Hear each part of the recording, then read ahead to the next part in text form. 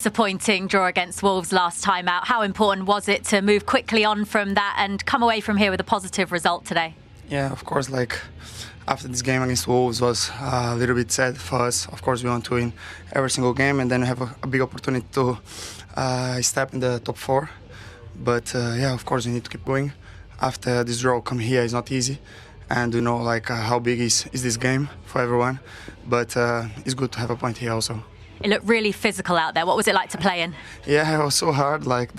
We know what they expect to come to bring to the game, and then of course for them they try to do everything to win. Also, the pitch have a lot of scenes, so it's hard. Have a lot of scar now, but yeah, of course, every single game when we use the shirt is to give all, and then yeah, today was not different.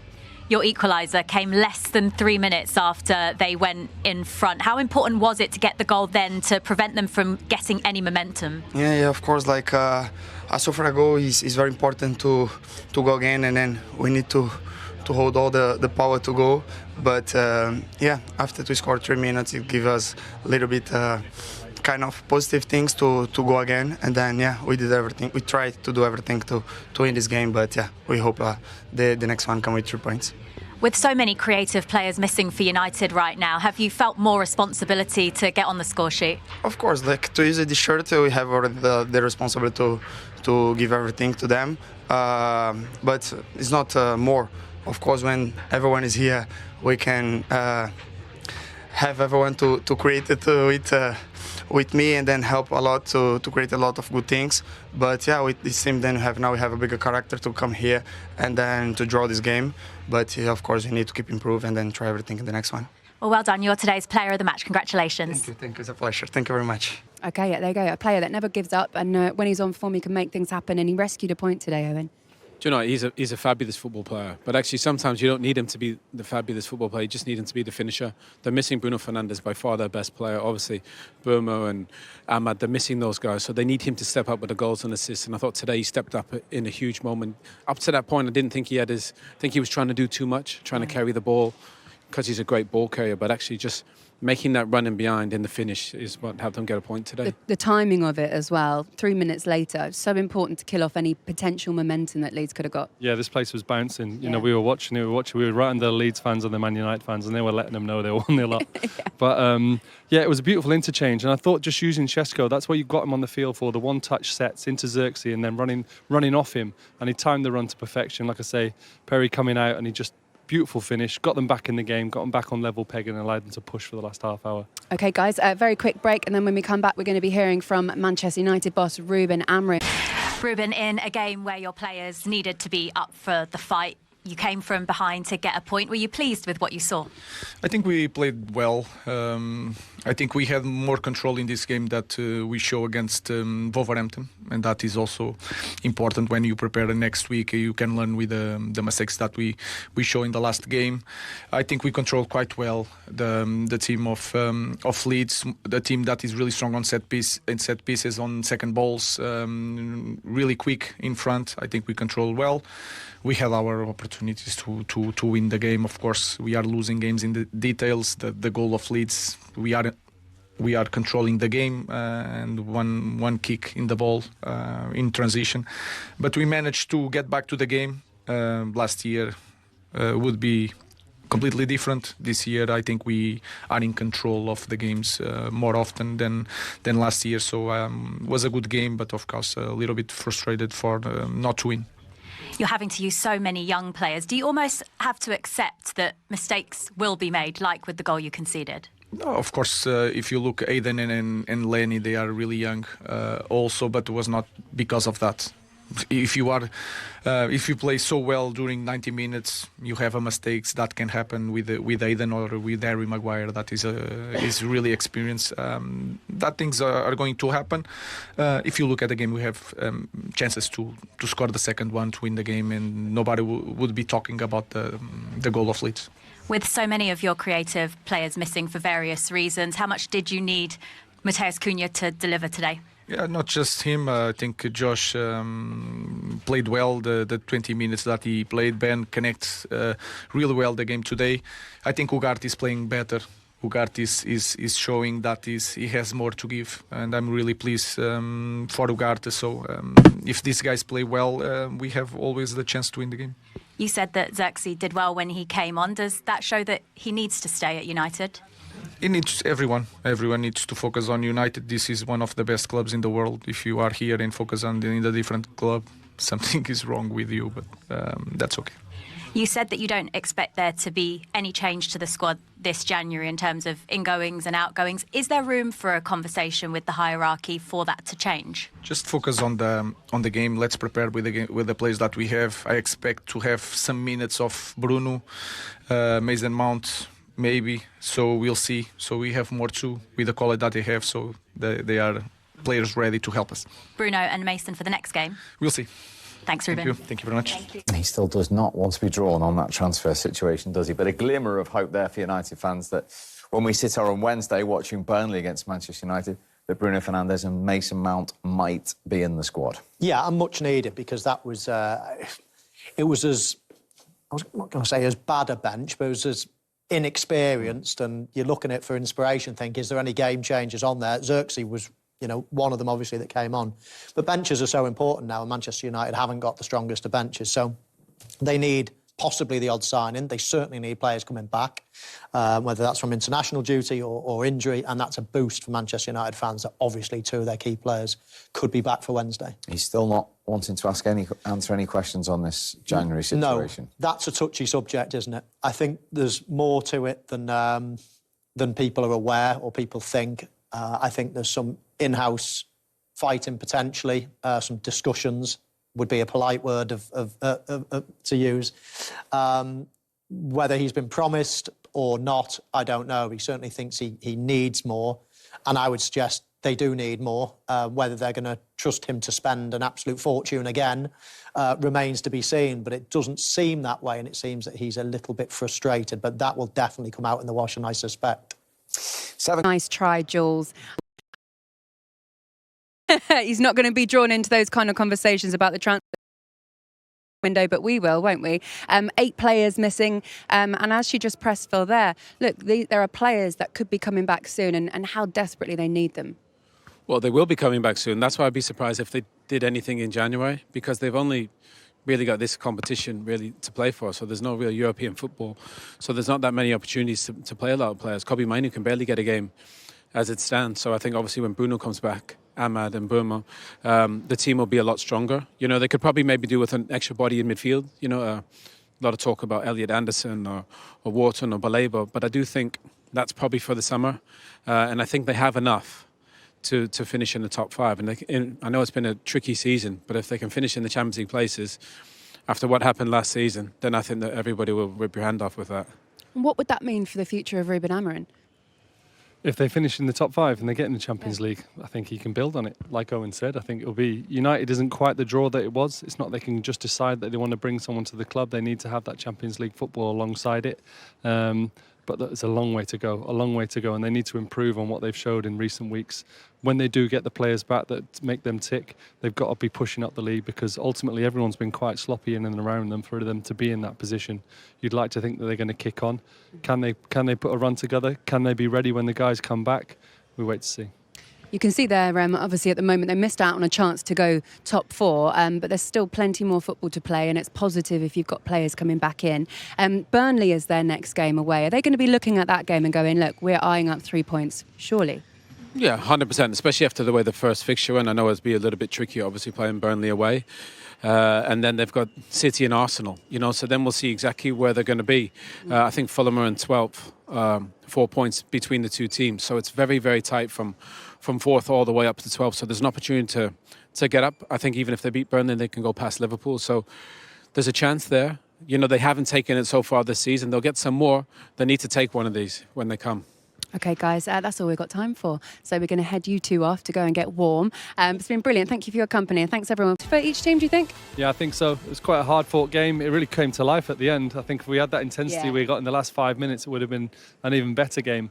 But yeah, I think for United to get back in so quickly, that was so important because you felt like Leeds were really starting to build something. They really did as well pile on the pressure in the last sort of 5-10 minutes of the game too. Yeah, Leeds, it was a proper derby. It was kicking off in the last 5 minutes, and that's what you kind of want to see. Everybody was competing, tackles flying in, and I thought the game was quite tight.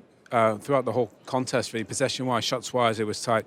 But the last 5 minutes, it just felt like there was a bit of edge to it. Yeah. And to be fair to the manager, Daniel Farke, he put some subs on. He wanted to be positive and be aggressive and try and win the game. And they almost did it, Leeds. Yeah, for Leeds as well, it shows how far they've come as a team, not just under the guidance of Daniel Farke, but that they're promoted to the Premier League and also can hold Manchester United to a draw. Yeah, I think that's the belief that they've got at the moment. They feel they can go toe-to-toe with anyone, especially here at Ellen Road. The confidence, we could feel it when we were here before kick-off. They were so confident going into the game, but they just weren't quite able to execute. Like we saw them after the game. They were so disappointed they didn't get the 3 points today. Yeah, they're on an unbeaten run of 7 games. You can see they're on your screen now. Let's have a look at the first goal, Brennan Aaronson, and how he managed to score it and how it was built up. But he's such a good player technically, and he just gambles. He just sees this. The weight to the pass, Joe, is amazing, and the finish, Joe, is perfect. Yeah, on that left foot, see Pascal just strokes it into his path here. Heaven just caught out of position, but Aaronson says, "I'm getting to that ball," gets himself in front, makes it impossible for Heaven to intervene here. That little arm movement there, so clever. Whilst you're in the box, perfect position, but to left foot dead weight it past Lemon's, really good finish. He does so well there with 3 players around him. So for that composure, Owen. Technically he's a really good player. He's really good on the ball. He's a number 10 and he wants to get on the ball. But actually, one of the most important things is making runs in behind. And he just has a feel for that moment. Joe makes a great point. The touch across Heaven allows him to finish, and the finish is just perfect. He's been given a heavy amount of criticism in the past, which Daniel Farke has come out and explained. Look, yeah, he frustrates me sometimes too as well, but he doesn't think that criticism necessarily is warranted. He's shown Daniel Farke that he's versatile too, and he can play in many different positions and give him what he needs. Yeah, he's a quality player, and he was probably our pick man of the match. Obviously, Lucy's gone with Cunha, but he was all over the pitch. He puts himself and his body on the line, but it's always nice to top it off with the goal, with the assists. He's got, I think, his top assists in the team this year, and to get his second goal, really important for him to keep building. Yeah. It didn't take long for Manchester United to equalise, did it, Owen? No, and to be fair, at that point you thought, this could be a really long day. Xerxi comes off the bench, and within a minute and a half, completely changes. Shesho does really well, comes in short, sets it. Cunha runs in behind, and the way to pass, Joe, was brilliant. Yeah, I think everyone's turned straight to me. What's Perry doing where he is? But it's just the way to pass. Finally, a good bit of build-up play. Shesho laying it off. Xerxi, that timing just sucks him out, and once he's out, he makes Cunha's mind up. He's on the stretch. I think if you look back at this, when you go into the analysis room on Monday, you're going to say, did I need to come? But I think it was just such a clever ball by Xerxi and a really good finish. I think United look better when they do that, when they play a little bit quicker. Sometimes people take too many touches and try and carry the ball through the midfield. Just play quick, a little quick set from Xerxi. Yeah. Cunha makes a great run, and from Xerxi, it's a great... I think when they play quickly like that, United look more dangerous. He was the only change today for Ruben Amorim. Should he have started? I mean, look, every time he plays, I think he makes something happen. I think he's a good ball player. And when he gets on the ball, he makes things happen.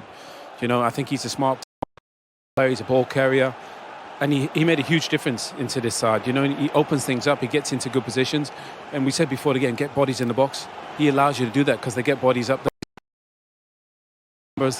And I just thought he gave the team technically something which they didn't have in the first half. Dorgu was playing in that position. That's not his game. He's a left back or a left wing back.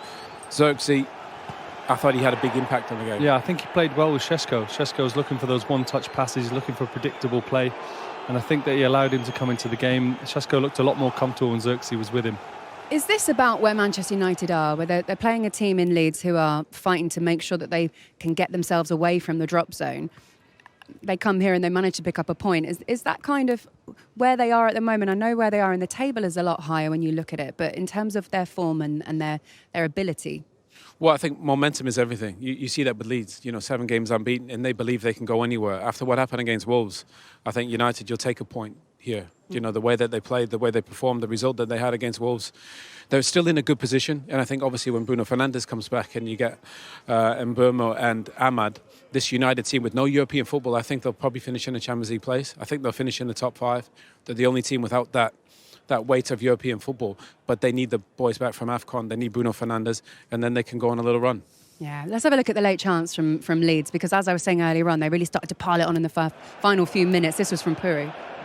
Yeah, it was obviously a great impact from Xerxi. Puru, I think this is his first touch. He opts to take it first time, and we were behind the goal at this point, and I thought that's going in.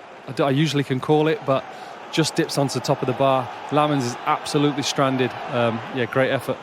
But if you think about the subs that they made, Puru or Tanaka or Nemecha, they were really positive in the fact they were trying to go for that winner.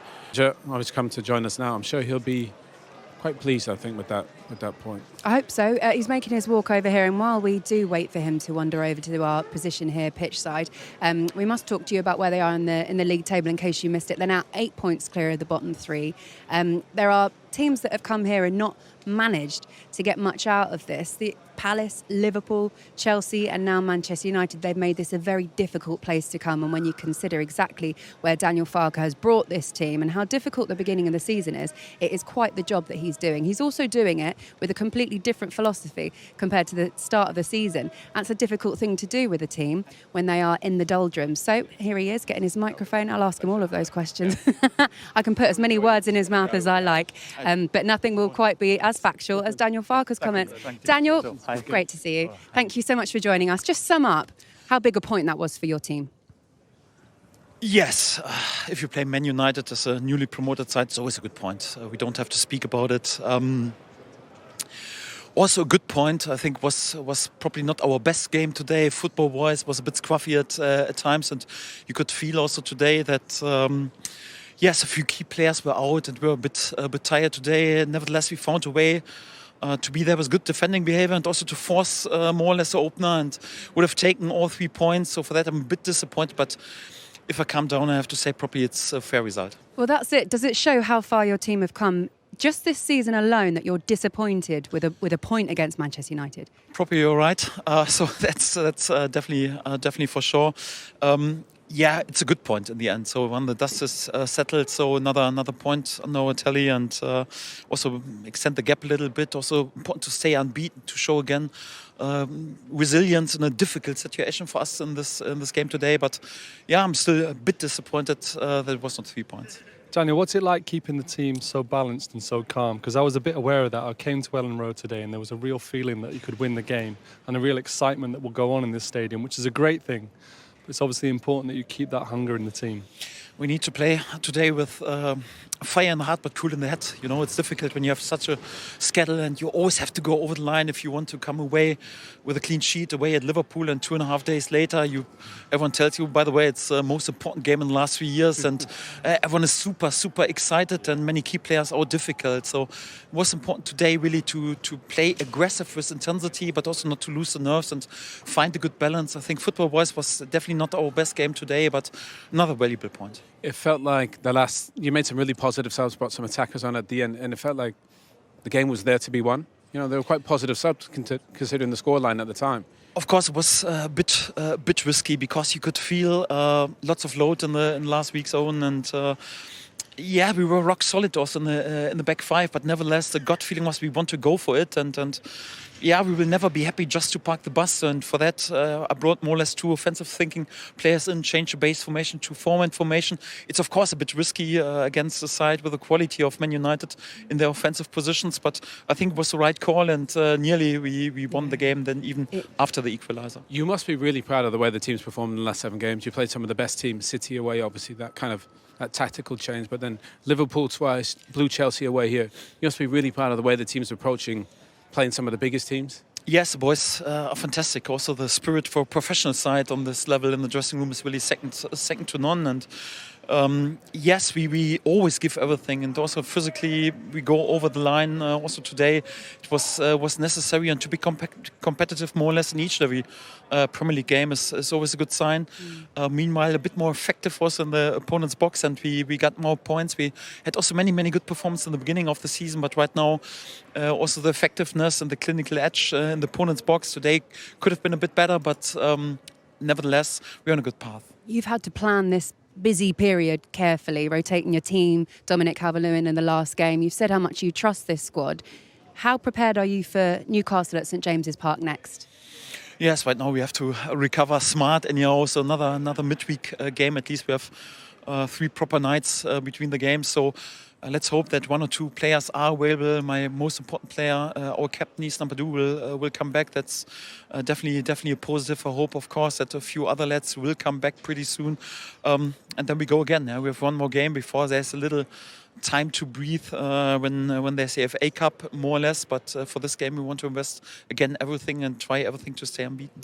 And now 8 points clear of the relegation zone. Big point for you. Daniel Farke, thank you so much. It was lovely to see you. Thanks Congratulations. We'll go and let you enjoy that with your team. Thank you very much. We'll see you soon. We're going to get the reaction now from the Manchester United side of things. Matthias Cunha is... Yeah, it's that important for United at the moment, in the absence of Ahmad and Bruno and Mbeumo and Mason Mount, that this fella stood up today.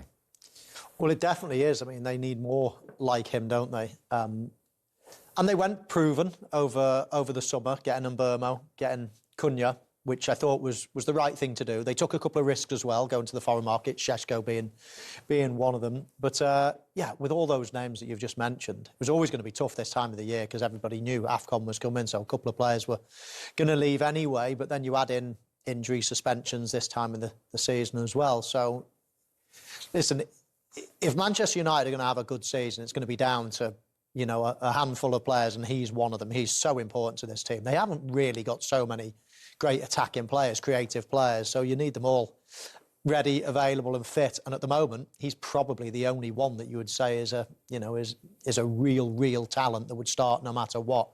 So, of course, the pressure's on him more so, or the responsibility is on him more so. And he delivered today, you would say. He had to equalise after Leeds had taken the lead. The tails were up at this point when Aaronson scored.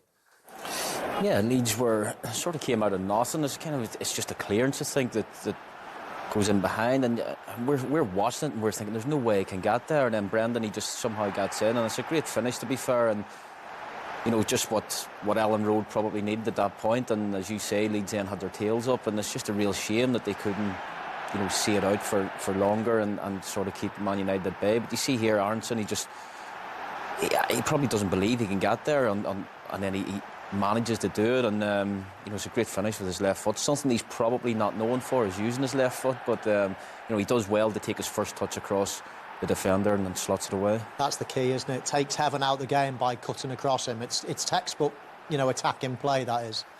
You know, direct to goal, but taking the defender out by cutting across him. And then that angle, that distance out, it's always a lovely combination. You always get a big gap from that type of angle. And he slots it home well. Just wonder, heaven, I thought he reacted quite slowly. Didn't get into his stride quick enough. He's miles behind his man. Ahead of his man.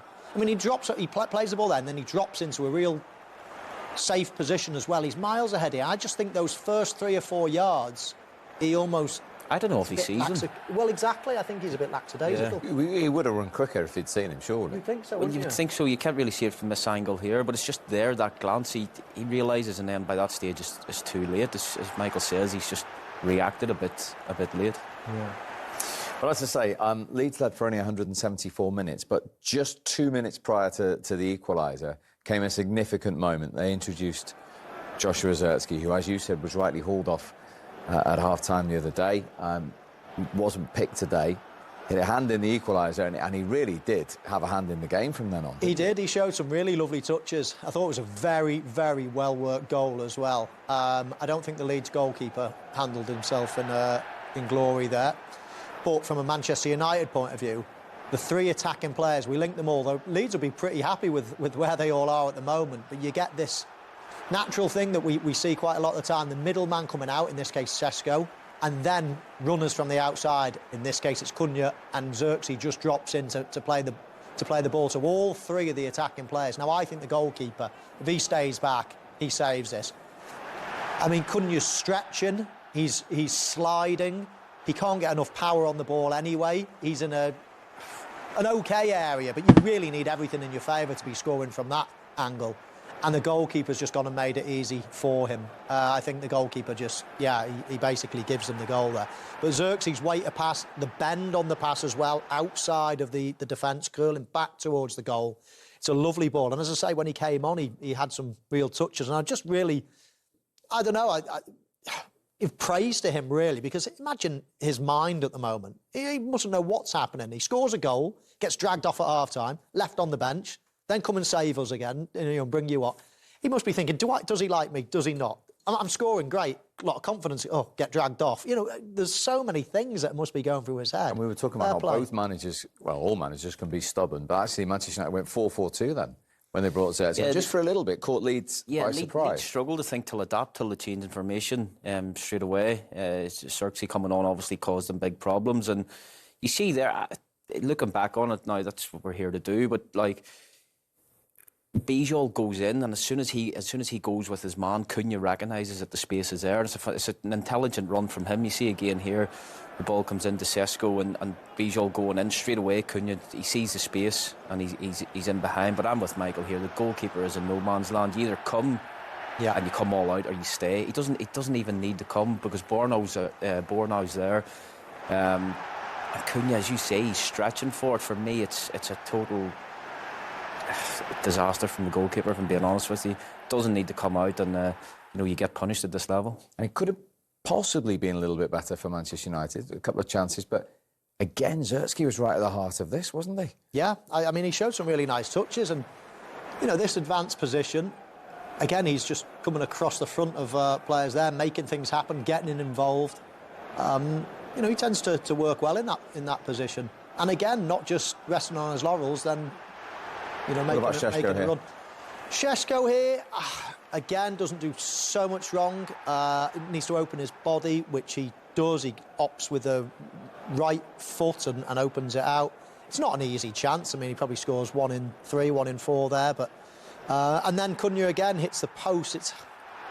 I don't know, if that nestles into the bottom corner, you'd be surprised. I think the goalkeeper's got that one covered, to be honest. But still, another close effort. And things started happening when Xerxi came on. I thought he did really well.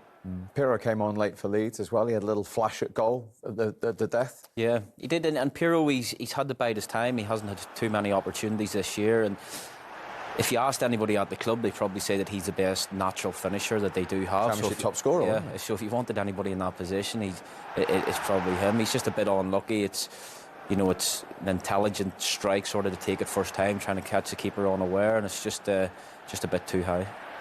So it finished 1-1 between Leeds United and Manchester United.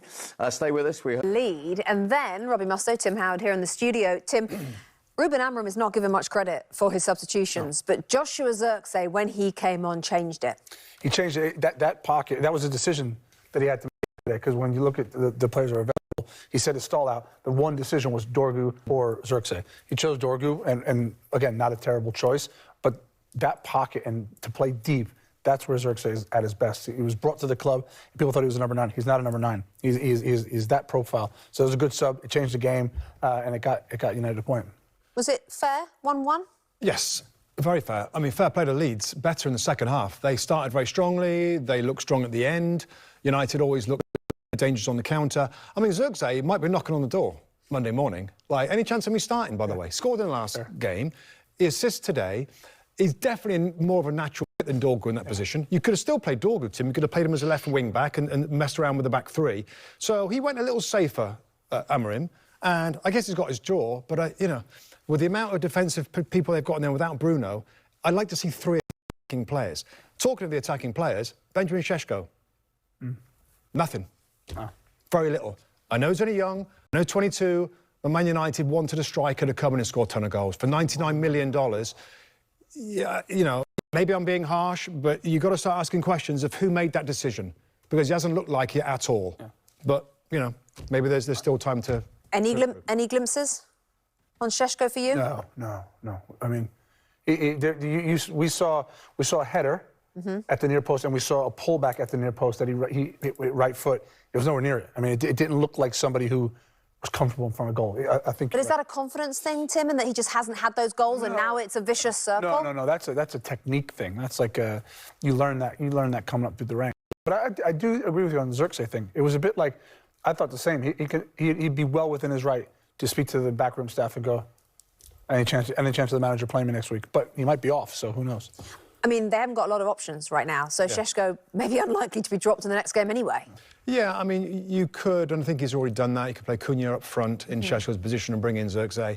And maybe at this period of time, when people are away and missing and the team's a little weaker, maybe they're going to try and play him through it. We've heard of that, or play him into some form, play him into some confidence to try and get what they know is in there somewhere. I wouldn't have signed him, but I just, you know, when you've made so many signings over the last 5-10 years, a lot of money that have not worked out, then the United fans deserve to question and examine every single signing. I mean, to be fair, many of them have been better. The goalkeeper's okay. Xerxi's, but Cunha's been good, and Burma's been good. The last young striker they brought in, they paid a lot of money for.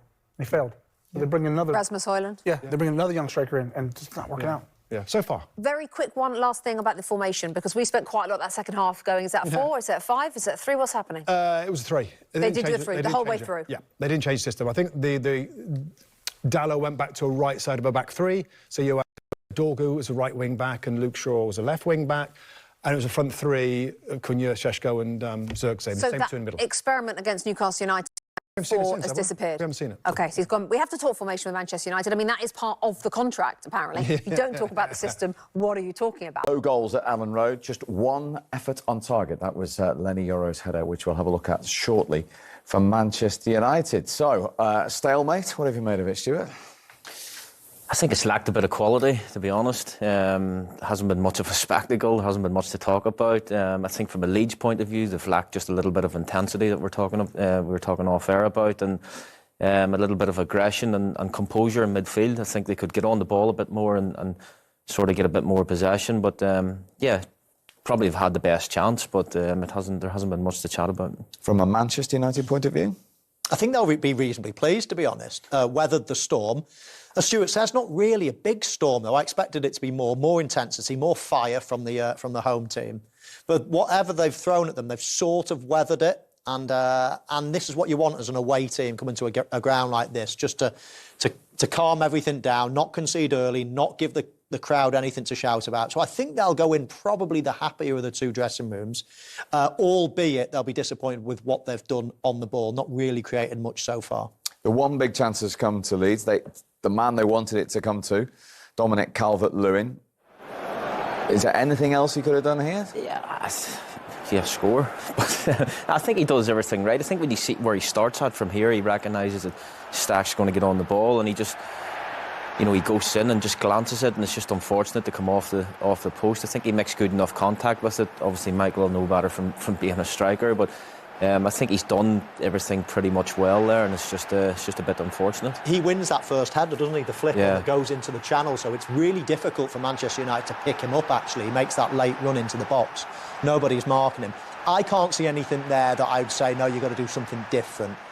Obviously, he just needs a tiny bit more on it, and it's posting in, you know, but, you know, he's a good header of the ball. I think he's done pretty much everything right. A little bit unfortunate, but that was the closest they came. Manchester United had a couple of sightings of goal towards the end of the first half. Yeah, the first one was this corner. It's quite a slow, loopy corner. You can't really score with the first contact there, so it needs two headers.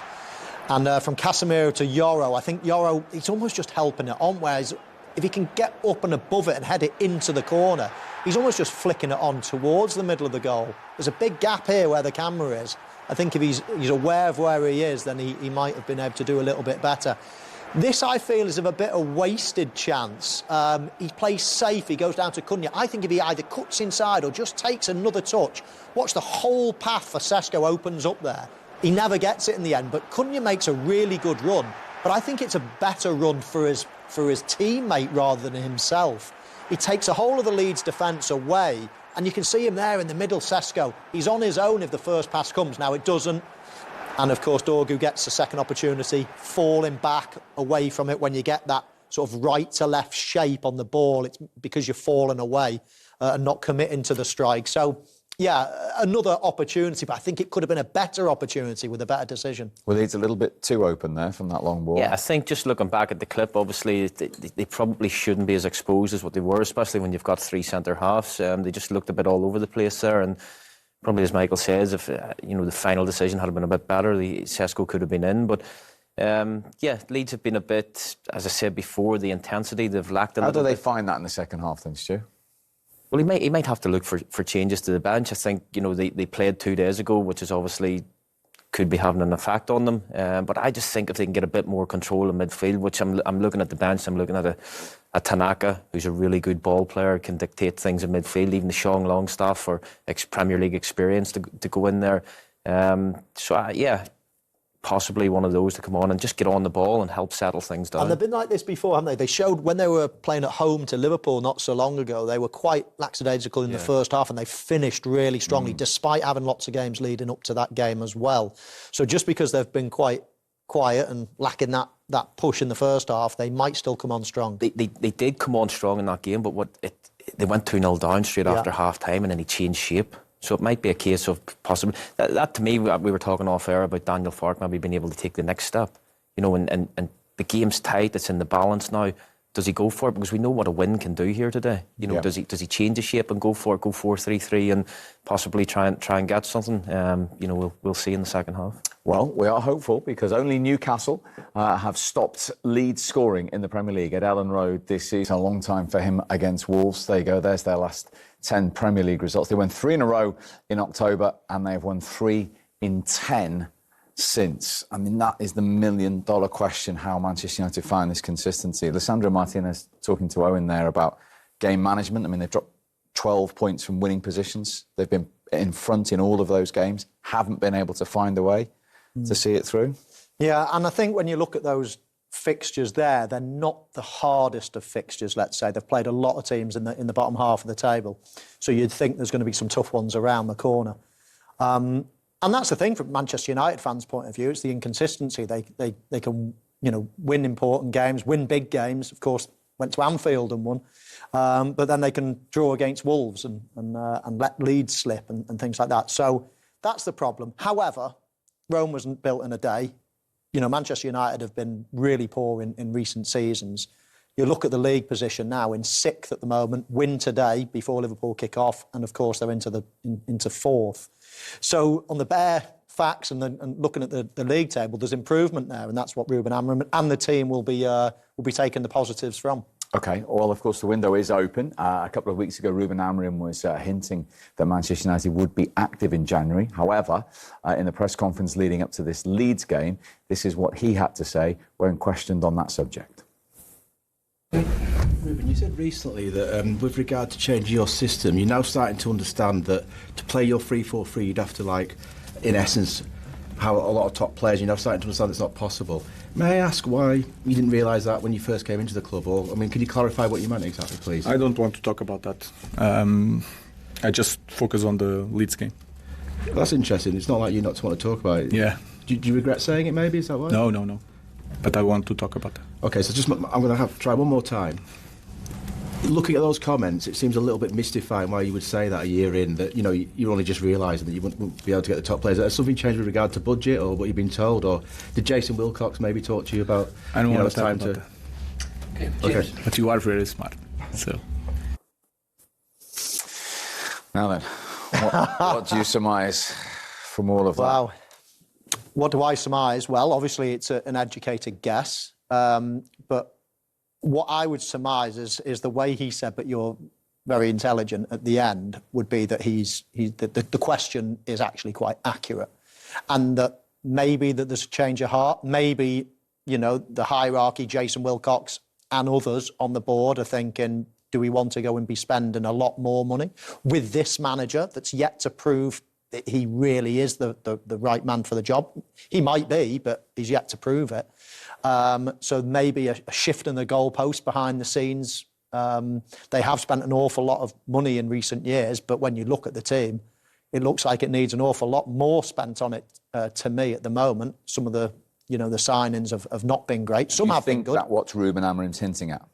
I think so. I think actions speak louder than words as well, Steve. And when you're taking off Xerxi, let's say, at half-time that you've just spent an absolute fortune on, but you're taking him off, he scores a goal and you take him off at half-time and bring a kid on, and then you bring another kid on at half-time later on in the game, and you make 4 changes and 4 of them are defenders. It's really strange. To me, it's a sending a message to the board as well. There's Xerxi's goal, and at half-time he gets dragged off. Now, if he and he's really on the bench today. He's on the bench today. If he really rated him, then you can't do that to a player, you know, that's not injured, that's just scored a goal. You've signed him for big money. If you want to ruin somebody's confidence, then just do that to somebody. And you know, you can't keep picking yourself up and keep dusting yourself down and you know, and come back and being a top player, you know, when all this pressure's on and everything else like that. Heaven was man of the match in the last game, and they bring him off during the game. And as I say, they made 4 defensive substitutions in this game when they're trying to win a game. They've got a young attacker, Lacey, on the bench. They're bringing 4 defenders on. There are a lot of strange decisions and maybe some tactical decisions. And I don't mean tactical from a footballing point of view. I mean tactical from, look at what I'm doing here, to the board point of view.